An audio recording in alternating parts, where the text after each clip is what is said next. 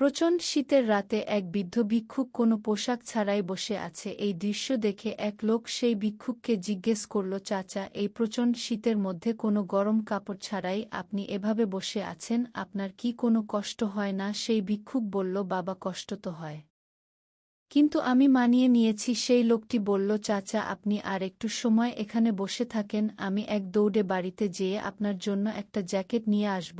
তখন সেই বৃদ্ধ ভিক্ষুক খুশি হয়ে বলল, আচ্ছা ঠিক আছে বাবা, যাও, আমি এখানে অপেক্ষা করছি। সেই লোকটি বাড়িতে গিয়ে কথায় কথায় বউয়ের সাথে ঝগড়া শুরু করে দিল, যার কারণে সে ওই ভিক্ষুকের কথা ভুলে গেল। পরের দিন ঘুম থেকে উঠে সে ওই ভিক্ষুকের কাছে যেয়ে দেখে ভিক্ষুকটি মারা গেছে, আর তার পাশে মাটিতে লেখা আছে, বাবা, আমার যখন কোনো শীতের পোশাক ছিল না তখন আমি মানিয়ে এছিলাম, কিন্তু তুমি যখন আমাকে জ্যাকেট দিবে বলে আশা দিলে, ওই জ্যাকেটের আশায় থাকতে থাকতে আমি ঠান্ডার সাথে লড়াই করার ক্ষমতা হারিয়ে ফেলেছি।